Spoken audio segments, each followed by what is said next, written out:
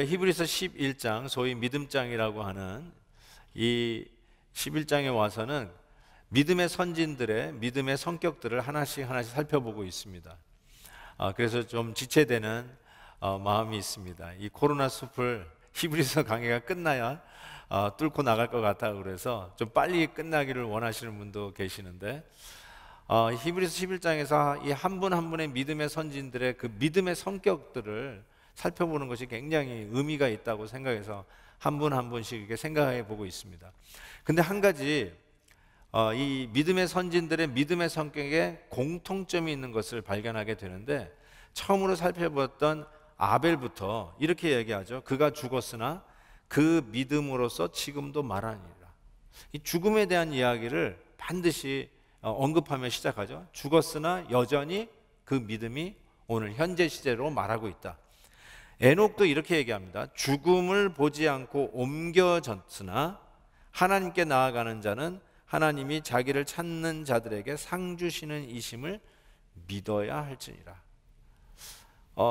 죽음을 보지 아니하고 하나님이 데려가신 그 에녹조차도 실은 오늘을 살 때 상 주시는 일, 그 나라에 갔을 때 상 주시는 그 하나님을 바라다보고 하나님을 기쁘시게 하는 삶을 오늘 하루하루를 살았다라고 이야기하면서 죽은 후에 상 주시는 그 하나님, 천국에서 하나님의 상을 바라고 살았다는 것을 이야기하고 있습니다. 노아는 이렇게 얘기하죠. 의의 상속자라고 하는 별명을 얻었습니다. 상속자, 죽은 후에 받는 유산을 상속이라고 하죠. 즉 노아의 믿음 역시도 죽은 후에 받는 상속, 의의 상속자라는 것을 이야기하고 있습니다. 아브라함은 우리가 3번씩이나 시간을 내어서 살펴보았는데, 아브라함이 자기와 더불어 아들 그리고 손자까지 장막에 거했다고 했는데, 그럴 수 있었던 이유는 우리의 본향 하나님의 도성을 바랐기 때문이라 하면서, 아브라함과 그 믿음의 소위 조상들이 어떻게 그렇게 믿음으로 살 수 있었는가? 그날에 죽은 후에 하나님 앞에서 상 주시는 그 하나님을 바라고 살았기 때문이라고 이야기하고 있습니다. 이제 오늘 말씀 속에서 우리는 이삭, 야곱, 요셉 세 믿음의 족장들을 살펴볼 터인데, 이 세 사람에 대해서도 오늘 본문 말씀 보니까 그가 죽을 때에, 임종시에 하면서 죽음에 대한 이야기를 또 하고 있습니다. 그러니까 지금 처음부터 지금 오늘 이 순간까지 계속해서 이 히브리서 11장 믿음장에서는 믿음의 선진들이 죽음을 두고 그들의 믿음이 하이라이트 되고 있었다는 사실을 주목할 필요가 있습니다. 저 거기에 굉장히 중요한 메시지가 담겨 있다고 생각하는데, 첫 번째로 이삭을 한번 살펴보겠습니다. 이삭은 장차 있을 일에 대하여 야곱과 에서를 축복하였다라고 하면서 믿음의 전당이라고 부르는 홀 오브 페임이라고 부르는 이 히브리서 11장에 이삭의 평생에 한 가지 주목할 만한 믿음의 행위를 이 히브리서 설교자가 지목해서 적어놨는데, 그것이 뭐냐면 자기의 그 쌍둥이 두 아들 야곱과 에서를 축복한 사건을 by faith, 믿음의 가장 훌륭한 업적, 적어도 히브리서 설교자에게서는 하나를 꼽으라면 바로 이 사건을 꼽습니다 하고 여기에 적어놨다는 것이죠. 실은 이 사건의 내용이 창세기 27장에 나와 있는데, 27장 2절에 보면 이렇게 되어 있어요. 이삭이 이르되 내가 이제 늙어 어느 날 죽을는지 알지 못하니. 바로 이게 컨텍스트였어요. 내가 언제 죽을지 모르니까 내가 이제 이 야곱과 에서를 불러서 축복해야 되겠다라고 했는데, 그 축복한 사건이 히브리서 설교자가 이삭의 믿음의 가장 중요한 사건으로 적어놨다는 것이죠. 도대체 이게 무슨 의미가 있길래 자기가 이제 언제 죽을지 모르는 그 상황 속에서 야곱과 에서를 축복한 사건이 믿음의 가장 하이라이트로, 적어도 히브리서 설교자 입장에서는 그것이 중요한 사건으로 적어놓았을까? 잠시 후에 그 의미를 우리 야곱이 한 그 믿음의 행위와 더불어 생각해 보겠습니다. 야곱에 대한 것도 마찬가지입니다. 야곱이 창세기에 얼마나 그의 삶이 많이 기록되어 있습니까? 그럼에도 불구하고 야곱의 믿음의 그 행위 중에 가장 기억할 만한 하나를 히브리서 설교자가 기록되었는데, 그것은 믿음으로 야곱은 죽을 때에 요셉의 각 아들에게 축복하고 그 지팡이 머리에 의지하여 경배하였다. 이렇게 적고 있습니다. 그러니까 이 지팡이 머리를 의지했다는 말은 그만큼 나이가 들었다는 거죠. 죽을 때가 되었다는 것이죠. 창세기에 나와 있는 그 사건의 기록을 보면 침대로 나와 있습니다. 침대든 지팡이든 실은 자음은 히브리어로 같은 자음입니다. 근데 둘 다 의미하는 거는 정말 나이가 들어서 죽기 얼마 직전 그런 뉘앙스를 풍기는 것이 사실입니다. 즉 그가 죽을 때 야곱에게 있어서 남길 만한 믿음의 업적 중에 하나가 뭐냐? 그 수많은 일들 가운데 저 같으면 야뽕 나루토가 제일 먼저 솔직히 기억납니다. 그래서 하나님과 씨름하며 이스라엘이라고 하는 이름을 받았던 이스라엘 민족의 근간과 뿌리를 이루었던 그 사건을 저는 하이라이트로 두고 싶은 마음이 간절한데, 히브리서 설교자는 그가 죽을 때 요셉의 두 아들 므낫세와 에브라임을 축복한 사건을 야곱의 전생에 딱 하나 믿음의 사건을 뽑자면 히브리 설교자는 이 사건을 뽑아서 기록하고 있다는 것이죠. 여러분도 알다시피 도대체 요셉의 두 아들을 축복한 사건이 무엇이길래 여기 믿음의 전당에 이 사건이 기록되어 있을까요? 창세기 48장에 나와 있는 내용을 보면 우리가 알 수 있습니다. 야곱이 이제 죽게 되었을 때 애굽의 총리로 있었던, 아직도 현역으로 뛰고 있었던 요셉이 아버지의 이 데스베드, 죽음의 임종을 지키기 위해서 두 아들을 데리고 찾아오죠.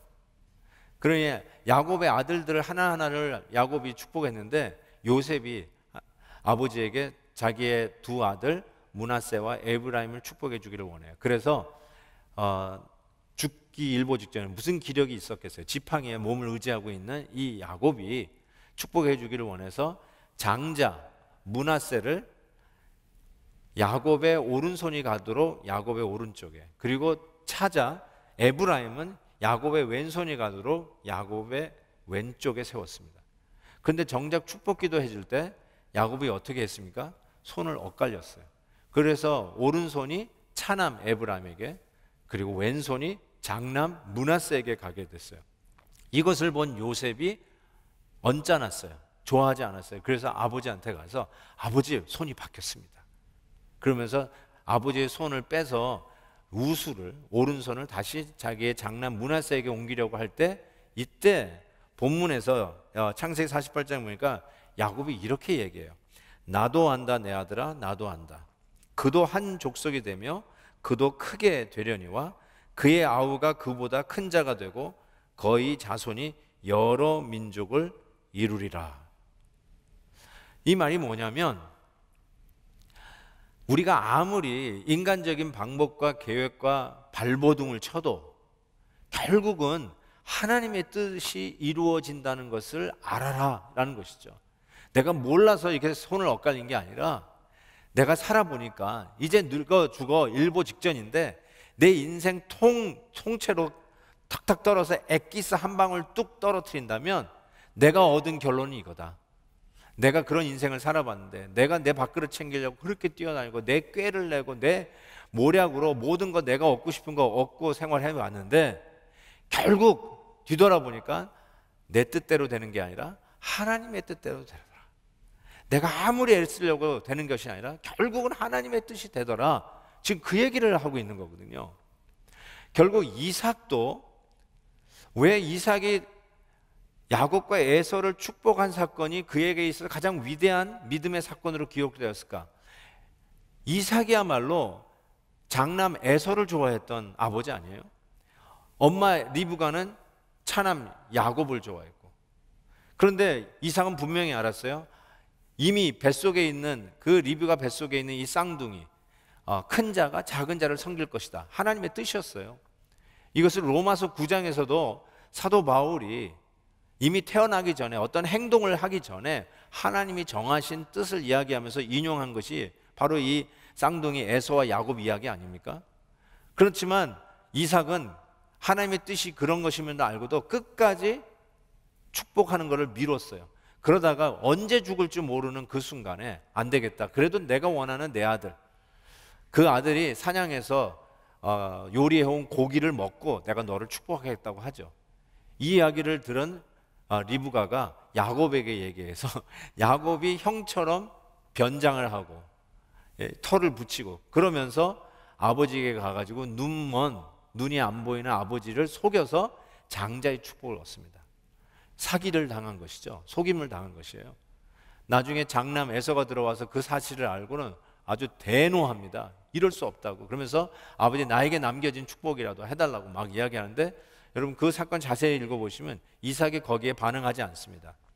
자기가 속았다고 분노하지 아니하고 결국은 야곱을 축복하고 블레싱하죠. 여기에 화가 나가지고 동생을 살기등등 죽이려고 할 때 외삼촌의 집으로 야곱이 피신할 때 이삭이 축복하지 않습니까? 제가 왜 이 말씀을 드리냐면 이삭의 입장에서도 결국은 자기가 원하고 자기 뜻대로 큰아들을 축복하려고 했는데, 그리고 큰아들을 축복했다고 생각했는데 나중에 알고 보니까 속았구나가 아니라 이렇게 해서라도 하나님은 이 큰 자가 작은 자를 섬긴다는 하나님의 뜻을 이루고야 마시는구나, 하나님의 뜻이 이루어지는구나, 이거를 인정하고 축복해줬던 그 이삭의 행위를 가장 그의 삶의 위대한 믿음의 행위로 히브리 설교자가 적고 있듯이, 그리고 그 뒤를 이은 야곱도 자기가 차남이지만 자기가 그 수혜자 아니겠어요? 결국은 하나님의 뜻이 이루어지더라. 내가 모든 인간적인 방법을 다 쓰고 곤모술수 쓰고 자기의 머리를 총동원하고 약삭빠르게 자기의 밥그릇을 다 챙기면서 내 것은 내가 챙긴다고 뛰어봤는데 결국 그의 인생을 다 살고 죽기 직전에 이 요셉의 두 아들을 축복하면서 하나님의 뜻이 이루어지더라. 하나님의 뜻이 에브라임이다. 그래서 내 마음대로 하는 것이 아니라 하나님의 뜻이 이루어지더라. 요셉이 아무리 불편하고 언짢아도 요셉아 나도 한다, 네 마음 나도 아는데 그러나 하나님의 뜻이 이루어진다. 바로 이것이 전 인생을 살고 우리 다음 세대에게 물려주는 엑기스로 결국은 하나님의 뜻이 이루어진다. 인간이 아무리 술수를 써도 인간의 뜻이 쓰는 것이 아니라 결국은 하나님의 뜻이 이루어지고, 지금은 눈에 보이지 않고 눈에는 보이지 않고 증거가 제대로 잡히는 것 같지 않다 할지라도 분명한 것은 하나님의 약속, 하나님의 뜻은 반드시 이루어지더라. 이거 붙들고 가라고 하는 그 마지막의 모습을 가장 하이라이트된 그들의 믿음의 행위로 적고 있다는 것입니다. 요셉은 어떨까요?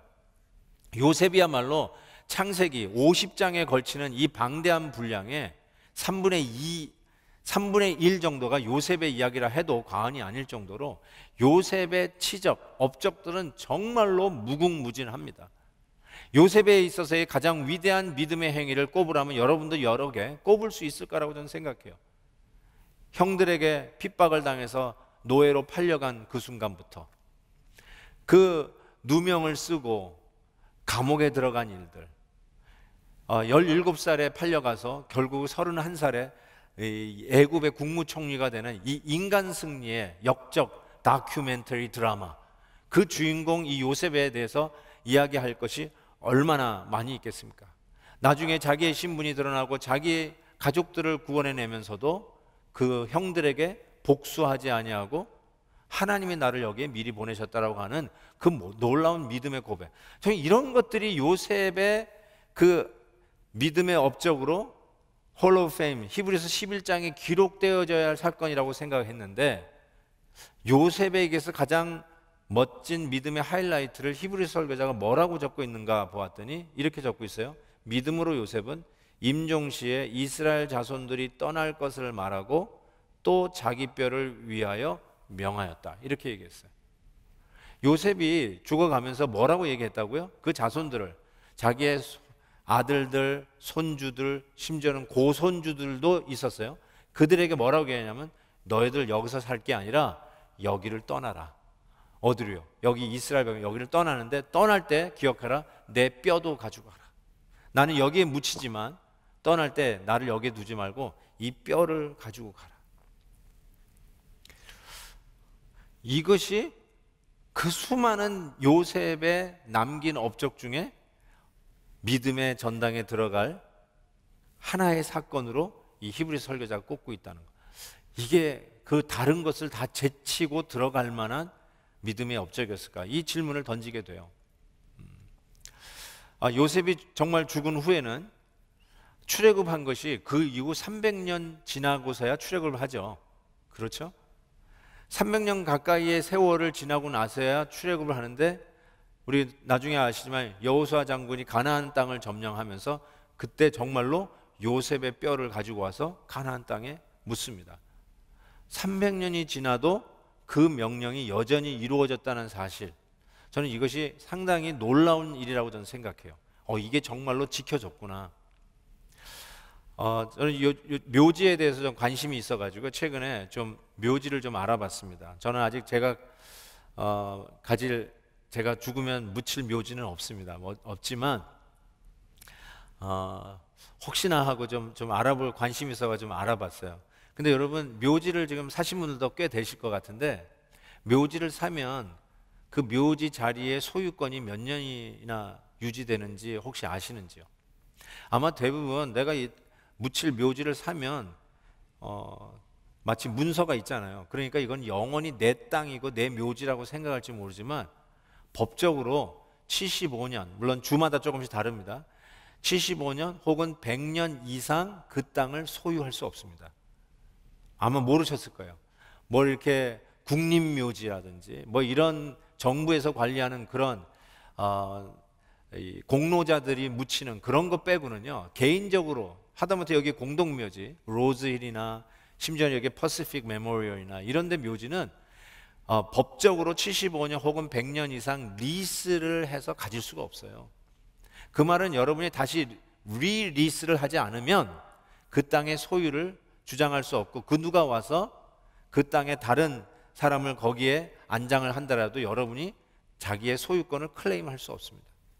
좀 억울하다는 생각을 드는데, practically speaking, 여러분이 묻히고 나서 75년이 지난 후에 여러분의 묘지에, 그러니까 이게 우리 할아버지, 우리 증조 할아버지, 뭐 우리 할머니의 땅입니다 라고 주장할 후손이 없다는 것이죠. Practically speaking, 75년 후에 그 누가 와서 여러분의 무덤을 다른 사람의 무덤으로 바꿔도 그 어느 가족도 이걸 왜 우리 땅에다가 그러냐고 주장할 사람이 아무도 없다는 거예요. 이야기를 하니까 참 슬퍼지는데요, 그걸 아셔야죠. 100년 후에 누가 우리의 무덤을 찾아오겠습니까? 한번 여러분 할아버지나 증조 할아버지, 선산이 있는 분들은 물론 가겠지만 할아버지 무덤을 찾아가시는 분 계세요? 정기적으로? 지금 현재 우리 할아버지 무덤을 찾아가시는 분 계세요? 없잖아요.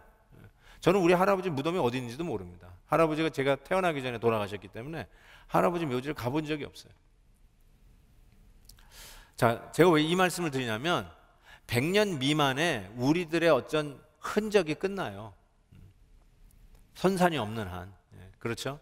그래서 선산을 지키려고 하시는 분도 있는 것 같은데, 어쨌든 근데 요셉의 경우를 생각해 보자고요. 그가 이 이야기를 마지막 유언으로 자손들에게 남겨놓고 300년이 넘은 세월 후에 여전히 그의 유언이 carry out, 실행이 되어서 가나안 땅에 그의 뼈가 실질적으로 묻히는 이 사건을 보면서, 야, 이 일들이 정말 이루어졌네. 이스라엘이 애굽을 떠날 때 그의 뼈도 이 후손들이 기억하고 300년이 지났어도 그걸 기억하고 가지고 나갔네. 이것이 엄청난 믿음의 전달, 믿음의 레가시가 이스라엘 백성들에게 계속 흐르고 있었다는 사실을 반증하고 있는데, 이것이 요셉의 공적, 믿음의 아주 중요한, 어쩌면 최고의 공적이라고 해도 틀리지 않을 바로 믿음의 성격으로 지금 이 히브리 설교자가 설명하고 있다는 것입니다. 솔직히 요셉이 그냥 이 이집트에, 애굽에 이민을 가서 우리처럼 내추럴라이즈 해가지고 시리즌을 받은 사람이 아니잖아요. 나라를 위기에서 건진 나라 공로자예요. 그리고 다른 사람도 아니고 국무총리까지 된 사람 아닙니까? 그리고 그는 계속해서 그 자리를 지켰어요. 나라를 살릴 것뿐만 아니라 그 주위의 백성들도 살려서 자기의 민족, 야곱의 가족들까지도 다 살려내는 그런 공로자예요. 그러니까 마음만 먹으면 이집트에 가면 지금도 여러분들이 구경하는 게 뭐죠? 이집트에 가서 뭘 구경합니까? 피라미드, 무덤이에요. 지금도 우리가 보는 게 무덤이에요. 그러니까 무덤 문화가 너무나 잘 돼 있었죠. 그래서 미라, 대영제국 박물관 봐도 다 미라를 보고 오지 않습니까? 그러니까 마음만 원하면 나라의 공로자인 그리고 최고 국무총리까지 지냈던 이 요셉이 마음만 먹으면 그 피라미드 하나 들어가지 않을 수 있었을까? 들어갈 수 있지 않았을까? 그런 생각이 들어요. 이 부귀영화, 애굽의 그 최고의 권위를 누리는 그 자리에서 얼마든지 자기의 후손들이 그거를 누리고 살 수 있도록 할 수 있었을 텐데, 그가 마지막 죽을 때 남긴 유언이 뭐예요? 여기서 사는 게 아니다. 여기가 네가 살 곳이 아니다. 우린 여기를 떠날 것이다. 반드시 떠나는데 나를 뭐 피라미드에 묻어있는 내 뼈를 가지고 도구를 해가지고 가져가는 뜻이 아니라, 난 그런 피라미드가 아니라 내가 죽었을 때 내 뼈를 가지고 가라. 내가 묻힐 곳은 하나님의 약속의 땅, 가나안 땅이다. 가만히 생각해 보니까요, 아브라함, 이삭, 야곱, 요셉까지 그 누구도 가나안 땅을 보지 못했어요. 보지 못했다기보다 차지하지 못했어요. 결국 하나 가진 게 아브라함이 자기 아내와 자기의 무덤으로 산 막벨라 굴 외에는 소유가 한 평의 땅도 없었어요. 하나도 현실로 만지거나 보지도 못했단 말이에요. 요셉은 애굽에서 죽었단 말이에요. 죽어가면서 평생 하나님의 약속을 믿고 하나님이 주실 것이다, 우리가 그 땅에서 살 것이라는 것을 믿고 왔는데, 죽을 때 할 수 있는 말이 그거 아니에요. 내가 평생에 이 약속 믿고 살았는데 여전히 손에 보이지 않는다, 손에 잡히지 않는다, 눈에 보이지 않는다. 그때 자손들에게 할 수 있는 말, 얘들아 내가 평생 이 약속 믿고 살았는데 지금 죽을 때가 됐는데 아직도 실현이 안 됐다. 속았다. 믿지 마라. 이제 딴 길 가라. 알아서 가라. 이렇게 해서 죽을 수 있잖아요. 그럼에도 불구하고 요셉의 마지막 유언, 하나님의 약속은 분명히 이루어진다. 이 땅이 우리가 살 땅이 아니다. 너희들이 그 모든 혜택을 누리고 사는 이 애굽의 부귀영화가 영원한 것이야. 진짜 우리가 살아야 되고 붙잡을 것은 하나님이 주시겠다 약속하신 말씀, 우리가 분명히 그 땅에서 살 텐데 가나안 땅이다. 고로 여기를 떠나라. 그리고 떠날 때 내 뼈를 들고 가라. 이게 믿음이에요. 저는 이게 정말 믿음이라고 저는 생각합니다. 지난주에 제가 읽은 기사가 너무나도 흥미가 있어서 여러분에게 소개합니다. 어떤 기사였냐면요, 아마 여러분이 아실 거예요. 한비아 씨라고, 이 한비아 씨는 7년간의 오지 생활을 기록한 이 바람의 딸, 걸어서 지구 세 바퀴 반이라는 책으로 소위 인기 작가가 됐죠. 그리고 평생 독신으로 살았던 분인데, 이분이 58년생이더라고요. 3년 전에 60이 다 돼가지고 결혼을 했어요. 네덜란드 사람하고 결혼을 했어요. 진짜 몰랐죠. 그러니까 그게 관심이 있어가지고 인터뷰한 기사가 지난주에 떴어요. 그래서 제가 보게 되었는데요, 인터뷰 기사를 읽다 보니까 이 한비아 씨가 유언에 대해서 얘기하는 거예요. 그래서 그게 제 마음에 와닿아서 여러분에게 그 앞부분을 좀 소개할게요. 인간은 모두 왕복 티켓을 갖고 이 세상에 왔다고 생각해요. 티켓에 돌아갈 날이 안 찍혀 있을 뿐 누구나 돌아가야 하는 건 명백한 사실이에요. 유언장을 쓰고 죽음을 기다린다는 게 아니에요. 한정된 삶을 어떻게 의미 있게 살 건지 진지하게 생각하자는 거예요. 여기까지 생각할게요. 참 이 말씀을 이렇게 생각하다가 이 한비아 씨의 이 말이 참 마음에 와닿았어요. 우리도 늘 하잖아요. 왕복 티켓. 잘 왔으니 잘 가야죠. 우리의 본향이 돌아갈 우리는 왕복 티켓. 우리는 때로는 한국 갔다 오면서 왕복 티켓을 사가지고 한국에 나가잖아요. 근데 한국에서 얼마나 체류할지 몰라가지고 돌아오는 티켓은 오픈 티켓으로 할 때가 있잖아요. 돌아오는 날짜가 찍혀지지 않은 오픈 왕복 티켓. 그거 우리가 한국 다녀오면서 자주 가지고 쓰는 건데, 실은 우리가 가만히 생각해 보니까 우리가 이 땅에 살면서 돌아갈 우리의 본향이 있길래 우리는 마치 왕복 티켓을 들고 오늘을 살아가는 사람인데, 이 말이 왕복 티켓이니까 죽을 날만 바라고 살아간다는 뜻이 아니라 바로 이 왕복 티켓을, 돌아갈 티켓을 가지고 있기에 오늘 하루를 진지하게 살게 해 주었다는 이 말이 정말로 마음에 와닿고 실은 이게 굉장히 기독교적인 가치관입니다. 그래서 골로새서 3장에서도 보면 우리 성도들은 어떻게 살아야 되는가? 위의 것을 찾으며 위의 것을 바라보고 살라고 격려하고 있지 않습니까? 그 말이 마치 그 이단 다미 선교회 같이 너의 가정을 다 버리고 직장 다 버리고 그냥 산 위에 올라가서 예수님 오실 날만 기다리고 살아라, 그렇게 살라는 뜻이 아니죠. 가장 이 세상에서 사는 시민들로서 왕복 티켓을 받은 우리 성도들은 오늘을 가장 멋지게 그 시리즌으로 살아가는 자들이다. 오늘을 가장 값지게 진지하게 살아가고 가장 현실적으로 살아갈 수 있는 자들이 왕복 티켓을 가지고 돌아갈 본향이 있는 걸 알고 오늘 하루를 진지하게 살아가는 이 자세 말이에요. 이거를 한비아 씨가 얘기해서 제가 깜짝 놀랐다니까요. 그러면서 자기는 자기 묘의 묘비명을 이미 정해놨대요. 그러면서 묘비명을 이렇게 소개하는데 한번 보세요. 몽땅 쓰고 가다. 재능도 사랑도 에너지도 장점도 단점도 몽땅. 너무 멋져요. 이 카피라이트이 있어서 내 묘비에 이걸 써보고 싶어도 이게 쓸 수 있을지 모르겠는데, 실은 조지 위필드 목사님이 이런 유언적인 말을 남겼죠. 나는 녹슬어 사라지기보단 달아서 사라지겠다. 훨씬 더 멋진 말이긴 하지만 그것을 적나라하게 표현한 게 저 한비아 씨의 묘비명 아니에요? 뭐예요? 성도로서 나는 이 땅에서 저 천국 왕복 티켓을 가지고 살아가는 자로서 오늘 나의 삶 속에 최선을 다하면서 몽땅 다 쓰고 가겠다.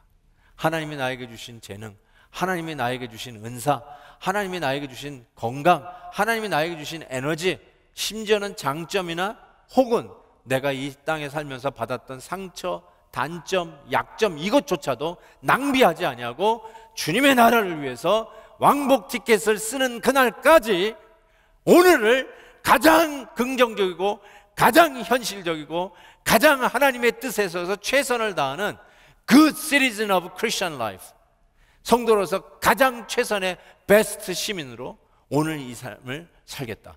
몽땅 다 쓰고 가겠다. 너무 멋져요. 너무 멋져요. 이게 바로 크리스천의 가치관이 아니겠습니까? 저는 그런 의미에서 위와 같은 삶을 살아갈 수밖에 없는 가치관이 왕복 티켓, 저 천국을 찾고 바라고 살아가는 성도들에게 주어진 삶이라고 생각해요. 바로 이것이 우리가 왜 이 히브리서 설교자가 믿음의 선진들의 마지막을 계속해서 조명하고 있느냐, 그리고 왜 그들의 믿음의 하이라이트가 죽을 때 임종시에 유언을 남기면서 드러나게 되는가? 인생의 엑기스 짜고 했을 때 마지막 뚝 떨어지는 그 한 방울, 우리 자손들에게 남겨줄, 대대손손 남겨줄 이 멋진 유산이 무엇이냐? 우리는 왕복 티켓을 가지고 살아가는 자들이다. 저 천국을 바라고 찾으며 오늘을 가장 긍정적으로 살아가는 자들, 하나님이 주신 모든 것을 다 최선을 다해서 쓰고 천국에 입성할 자들이라는 거, 이거 가르쳐 주는 거 아니겠어요? 너무 멋진 것 같아요. 그런 의미에서 유언이라는 말은 다음 세대를 염두에 둘 수밖에 없다는 사실을 우리는 기억해야 합니다. 다음 세대에 대한 배려, 다음 세대에 대한 관심이 우리의 유언에 묻어나게 되어 있습니다. 그런 차원에서 우리 개인적으로도 우리 자손들에게 남겨야 할 유언이 있어야 되고, 교회적으로도 아직 1세대라고 할 수 있죠. 우리가 내년에 우리 교회 45주년이 되겠는데 한 세대가 가고 또 다음 세대가 오는 바로 이 트랜지션에 우리가 다음 세대를 향하여 남겨놓을 유언과 같은 이 믿음의 재산이 우리에게 있어야 된다는 생각해요. 그래서 우리 교회 학교가 잘 돼야 되고요, 우리 EM이 정말로 잘 돼야 됩니다. 우리 부모님들이 자녀 교육 때문에 미국 왔자고 다 이구동성을 얘기하지 않습니까? 왜 미국에서 삽니까? 좀 더 나은 조건과 환경을 찾기 위해서 이주도 하고 이민도 가는 거 충분히 이해합니다. 그러나 우리 부모님들 세대에 열이면 열, 한결같이 이구동성을 하셨던 말씀이 뭐예요? 우리 자녀 교육을 위해서 왔습니다. 한국의 터전 다 버리고 이곳에서 개척하는 그 고상을 무릅쓰고 이 땅에 와서 영어도 잘 안 되지만 무릅쓰고 하드 레이버, 블루 레이버를 하면서 이 땅에서 우리가 정착했던 이유가 우리 자녀들을 위해서 했다라고 다 말씀하지 않습니까? 그런데 우리 자녀들을 정말 프로페셔널 공부도 하고 정말 이제는 1등 시민으로 잘 살고 있는데 정작 우리의 자녀들이 믿음을 떠나고 내가 섬기는 교회를 떠나고 우리 교회 EM에 정작 우리의 자녀들은 없고, 그러면 이게 뭘까라는 생각을 저는 해보게 돼요. 손인식 목사님의 아들 팀 집사님이 우리 EM의 집사님이세요. 우리 딸 장녀 우리 캐라가 우리 EM 집사니에요. 그래서 그나마 감사하고요, 그나마 이 말씀을 드립니다. 정말 우리의 자녀들이 우리 다음 세대의 우리 베델 교회를 이끌어갈 믿음의 역군들이 돼야 되지 않겠습니까? 그래서 우리 부모님들이 우리 자녀들에게 남겨야 할 유언이 얼마나 중요하고 우리 자녀들에게 남겨야 할 유산이 재물이 아니라 믿음의 유산이 얼마나 중요한지를 지금 이 히브리서 11장 처음부터 지금까지 계속해서 이 히브리 설교자가 우리가 남겨야 할 유언이 무엇이냐, 우리가 죽을 때 임종시에 우리 자녀들에게 남겨야 할 무언이 무엇이냐, 가장 우리의 인생을 통틀어서 하나님 앞에 살다 이제 각이 되었는데 너희들에게 남겨줄 마지막 유언 한마디가 있는데 바로 살아보니 이거더라 라고 남겨줄 것이 무엇입니까? 가장 소중한 유언이 무엇입니까? 하나님의 뜻대로 되더라. 인간의 노력 가지고 되는 게 아니더라. 네가 아무리 잘 되려고 해도 결국 하나님께서 긍휼하심을 여기고 길을 열어주셔야 되는 것이고, 정말로 중요한 거는 재산을 얼마나 가지고 있는 것이 아니라 애굽의 그 부귀 영화를 누리고 사는 것이 너희들에게 내가 남겨놓은 유산이라고 하는 것이 아니라 이거를 떠나라, 하나님의 약속의 땅으로 가라, 그리고 내 뼈도 반드시 가지고 가라. 이 믿음의 이 중요성을 가르쳐준 이 유언이야말로 우리가 우리 자녀들에게 남겨줘야 할 유언이 아닌가 싶습니다. 한 가지 주목할 것은 요셉이 이렇게 얘기했어요. 너희는 여기를 떠나라 라고 하잖아요. 이 이스라엘 자손들이 여기를 떠나라, 그리고 내 뼈도 가져가라 라고 할 때 이 떠나라는 말이 원어를 보니까요 엑소더스로 돼 있어요. 엑소더스. 당연하죠. 애굽을 떠날 때 출애굽이죠. 엑소더스라고 되어 있는데 여기를 떠나라는 거예요. 엑소더스. 우리는 어차피 이 땅을 떠날 엑소더스, 왕복 티켓을 가진 자라는 거죠. 근데 진짜 왕복 티켓을 가지고 오셨던 분이 우리 주 예수 그리스도세요. 예수님께서 변화산상에서 그 모세와 엘리야 앞에서 같이 얘기하잖아요. 그래서 이 베드로가 장막 셋을 짓겠다고 하잖아요. 내가 여기가 좋사오니, 하나는 주님, 하나는 모세, 엘리야를 위해서 짓겠다고 하는 바로 그 변화산상에서 예수님이 뭐라고 말씀하십니까? 나도 예루살렘을 떠날 때, 이렇게 얘기하는. 근데 그때 한국말 쓰면 별세할 때 이렇게 얘기하는데 그 원어에 보면 똑같은 단어 엑소더스를 썼어요. 엑소더스. 예수님조차도 정말 그 하나님과 본체이시고 영광이 동일하신 그 주님께서 이 땅에 오셨을 때 He got 왕복 티켓, 라운드 티켓이에요. 내가 여기를 떠날 때 결국 엑소더스 하는데, 엑소더스의 의미가 뭐예요? 그냥 어렵고 힘든 자리를 피해서 좀 더 편한 자리로 간다, 그 뜻이 아니라 예수님조차도 우리들의 예표로, 우리들의 삶의 하나의 모델로 결국 우리의 삶은 엑소더스의 삶이다. 이 땅이 아니라 저 천국을 바라고 저 천국을 찾으며 살아가는 자들인 것을 가르쳐 주고 있습니다. 그래서 우리에게 맡겨진, 이제 남겨진 도전은 과연 우리는 우리 자녀들에게 우리 교회의 다음 세대에 어떤 메시지를 유언으로 남길 수 있을 것인가. 그것이 우리에게 남겨진 숙제죠. 무슨 유언을 남길 수 있을까요? Empress of Ireland라고 하는 배가 있었어요. 1902년인가 3년에 이것이 침몰하게 되었는데, 그 당시 그 배에 그 구세군 오피서들, 구세군의 구세군은 이 크리스천들이 계급이 있잖아요.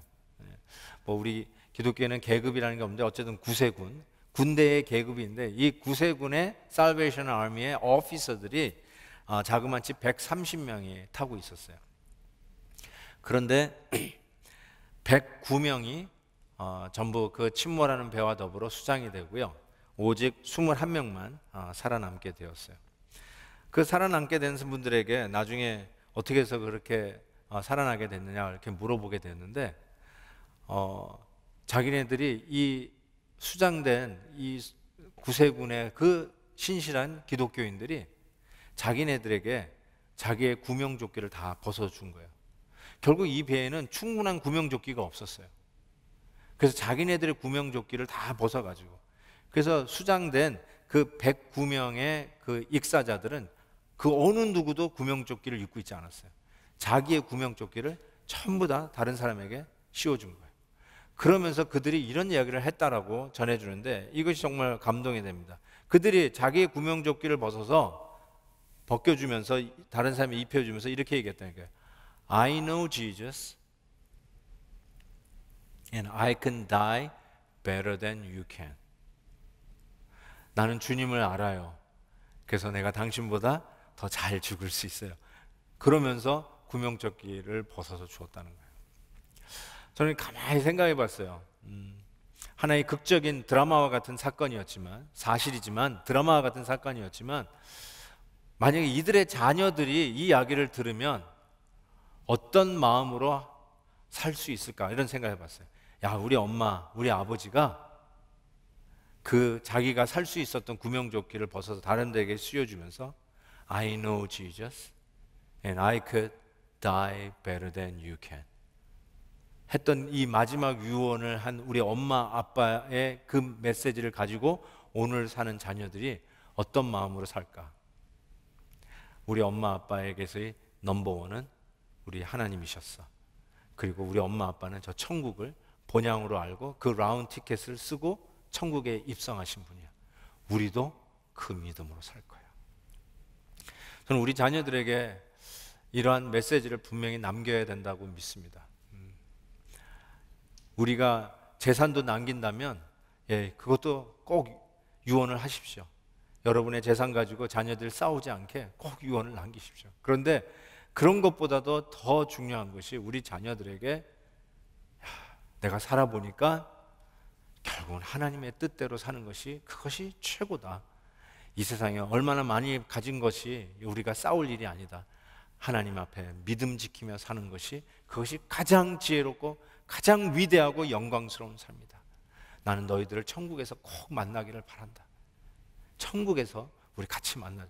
이런 메시지를 우리 아이들에게 줘야 되지 않을까요? 왜요? 우리 성도들은 하나님으로부터 받은 이 세상을 살아가는 처방전이 딱 하나예요. By faith. 오직 의인은 믿음으로 말미암아 살리라. 그 처방을 받고 오늘 우리가 살아가는 거 아닙니까? 2000년 전에도 성도들은 믿음으로 살아야 됐고 1000년 전에도 믿음으로 살아야 됐고 지금 이 21세기에도 22세기 첨단 문화를 누리고 있으니까 우리는 좀 다른 알파로 이제는 돈으로 살아라, 명예로 살아라, 무슨 휴먼 네트워크로 살아라, 이게 아니라 지금도 우리는 어떻게 살아야 하냐? 믿음으로 살아야 될 것이고 앞으로 오는 세월 속에서도 우리 성도들이 받은 하나님으로부터 받은 유일한 처방전 By faith and by faith alone, 믿음으로, 믿음만으로 살아가는 게 우리 성도들이 받은 이 땅을 사는 처방전이죠. 실은 이것이 로마서에 나오지만 하박국 선지자가 이 처방을 받은 거 아닙니까? 하박국 선지자가 이 오직 믿음으로 살아가는 것을 이렇게 표현하고 있어요. 비록 무화과 나무가 무성하지 못하며 포도나무에 열매가 없으며 감람나무에 소출이 없으며 밭에 먹을 것이 없으며 우리의 양이 없으며 외양간에 소가 없을지라도 나는 여호와로 말미암아 즐거워하며 나의 구원의 하나님으로 말미암아 기뻐하리로다. 팬데믹 상황 속에서 또 stay at home 이 행정명령이 떨어진 이 상황 속에서 엎친격에 덮친격으로 죽으라 하는구나 하는 분도 계실 거예요. 오늘 이 상황에 정확하게 한번 적용해 봅시다. 유능한 남편이 직장에서 레이오프 당하고 월급이 보장되지 아니하고 내일의 삶이 보장될 수 없는 깜깜한 삶 속에서 그나마 투자했던 뮤추얼 펀드도 곤두박질하고 모아놨던 돈도 이제 다 날아가게 되었고, 거기에다가 내 몸에 병까지 얻어서 제대로 할 수 있는 일도 없고, 하는 것마다 안 되고 보이는 것마다 역행되고, 결국 우리는 어떻게 이 순간에 살아야 될 것인가? 하박국 선지자는 오직 믿음으로, 오직 믿음, 그런 것이 없다 할지라도 여호와로 말미암아 즐거워하고 나의 구원의 하나님으로 말미암아 기뻐하리로다. 라운드 티켓, 왕복 티켓을 잡고 살아가는 자 우리들 아니겠어요? 본향 바라다 보면서 오늘 현실이 눈에 보이지 않는 이 현실이 정말 하나님의 약속대로 구체화되게 우리의 손잡힌 대로 보이지 않고 아직도 우리의 삶은 더 나아질지 보장이 없는 이런 깜깜한 순간을 우리가 한 걸음 한 걸음 걸어간다 할지라도 분명히 믿는 것은 우리는 저 본향을 향해서 간다는 사실, 그리고 우리 하나님이 우리를 붙들고 있고, 그리고 그 하나님은 당신의 약속을 반드시 지키시는 우리 신실하신 하나님이시라는 걸 믿고 우리의 삶에 이 믿음으로 살고, 바라건대 우리의 자녀들이, 우리 교회의 다음 세대들도 바로 이 믿음을 붙잡고 계속해서 요셉의 유언이 300년 이후에도 지켜지듯이 우리 교회의 이 놀라운 믿음의 유산도 300년 400년 흘러도 우리 베델교회는 여기에 우뚝 서서 우리 주 예수 그리스도의 복음의 깃발을 높이 들고 다음 세대, 다다음 세대, 4대째 5대째에도 우리 주님의 놀라운 믿음의 이 승리의 깃발을 높이 들고 나아가는 우리 교회 되기를 주의 이름으로 축복합니다.